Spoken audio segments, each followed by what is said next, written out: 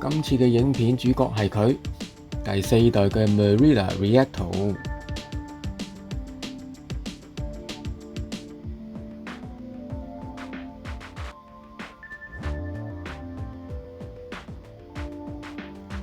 如果大家喜歡我嘅影片，記得訂閱、like 同埋 share 啊！Merida 喺2021年推出新一代第4代嘅 Reactor 空氣動力公路車，比起第3代、第4代嘅 Reactor 喺車架幾何、物料、設計都有極大嘅改進㗎。而我就喺推出之後冇耐就買咗佢返屋企啦。一直係我平路或者 rolling 路段使用嘅車，而且有時都會用嚟參加一啲比賽嘅，所以呢架車喺改裝嘅時候都會特別留意賽規，例如車重就係啱啱好嘅6.8公斤賽規下限。而家就嚟睇下我改裝呢架車嘅配備咯。首先睇下車架。我呢個係2021年嘅頂級添衣版本，只係支援電子變速套件嘅啫。2021年嘅巴林麥拿倫車隊，橙、紅、黑色嘅塗裝 ，CF5 碳纖物料。而我呢架 XS 尺寸嘅車架淨重係999克，前叉440克。由於車架改用咗 FSA 嘅 ACR 系統，佢可以做到全隱藏線減少風阻，所以把手就裝上咗 Vision Metra SL 5D 一體式嘅全藏線把手，外形美觀流暢。呢個把手係400mm闊、120mm 長，重量係365克。原裝已經附有堅固嘅馬標支架。下邊仲可以裝 GoPro 嘅接頭，都好實用㗎。所謂 ACR 管組，其實就喺呢度。ACR 管組可以俾剎車線同變速管線喺裏邊穿過，咁樣就可以減少車頭外露嘅線管，減少風阻。而且 ACR 系統並唔係某個品牌嘅專用設計。越嚟越多廠商都推出兼容嘅車把同埋車架，咁用家就有更多嘅選擇啦。不過由於線管要穿過啤領，萬一要換啤領，就要連埋所有線管油喉都要拆晒，保養上可能就會比較麻煩啦。而裏邊嘅膨脹吊芯，我都係用呢種重量11克嘅款式。另外 ACR 系統用嘅係1.5英寸36×45度規格嘅啤領。雖然我手上呢種 FSA 嘅輕量化啤領都啱用，但係裝上去嘅話車重可能就會太低，而且考慮到耐用度，所以而家都係裝返原裝嘅鋼製啤領。再睇下坐墊。都係我最常用嘅 Shimano ProTrain Superlight 坐墊，重量係141克。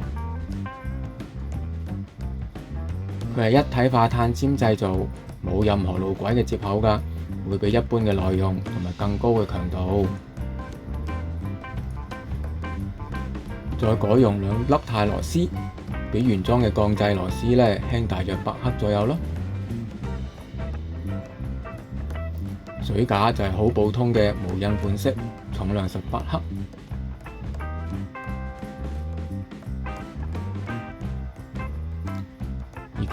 而曲柄就係用 SRAM Red D1 嘅 DUB 碳纖曲柄，重量337克。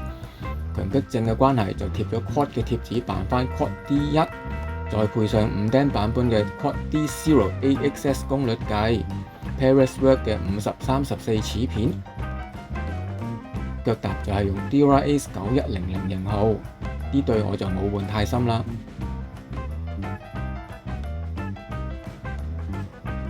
鏈條係 PYC 品牌，佢比著名嘅 KMC SL 仲要輕多啲，而且價錢平一半。變速嘅套件係 Shimano Dura-Ace 9100，基本上係全原裝嘅，冇大改動，只係換咗2個陶瓷波腳轆仔。而飛輪我就用咗國內品牌 TRW 嘅輕量化11至28規格，重量只係215克，300多蚊，變速都算流暢啦，性價比係唔錯㗎。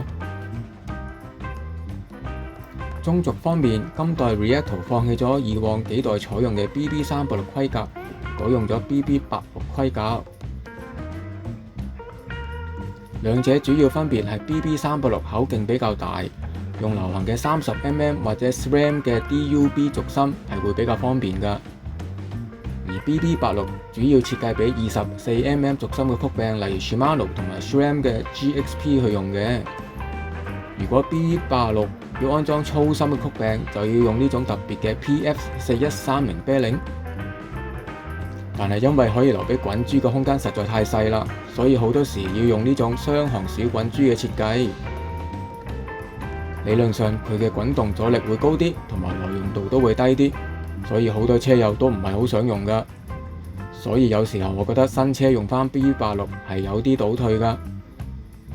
不過口徑細啲，喺車架生產上同埋軸心安裝上都會比較容易，強度可能仲會好啲添。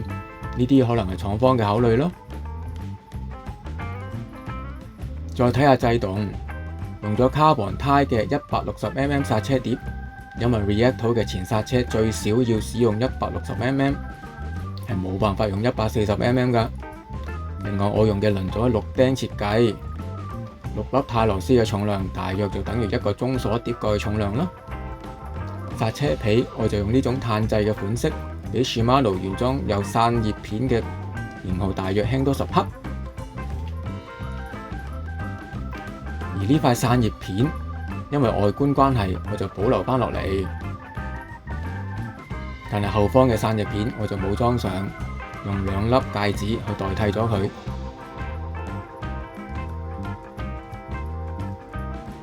咁樣就慳返15克啦。再睇下輪組，就唔係真係 V 字頭嘅品牌，只係國內嘅手編輪組，寬高45mm、26mm 闊度，用管胎㗎，重量係1130克。碟剎拎嚟講已經係非常輕量㗎啦，喺平路同埋 rolling 上下坡路段都有好好嘅表現。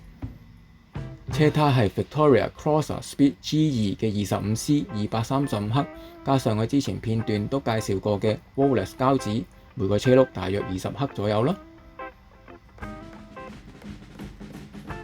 最後新一代 Reacto 有一個我好喜歡，但係又好似冇乜作用嘅設計，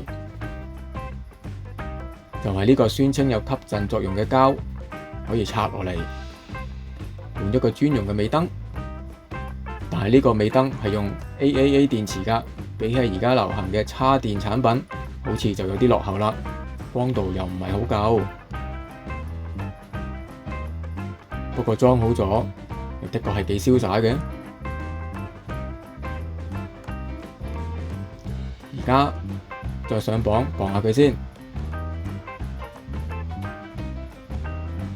成架車連腳踏啱啱好6.8公斤，騎咗佢幾千公里，感覺係雖然佢係空力車架，但並唔係一味直路瘋狂。成個車架感覺輕巧，直路爆發有好好嘅表現，同時喺大約7% 以下嘅爬坡路段都非常輕巧。我覺得係偏向全能型嘅車架，我就覺得好滿意啦。今集就到此為止。如果喜歡呢個影片，記得訂閱、like 同埋 share 啊！有問題都可以留言。拜拜。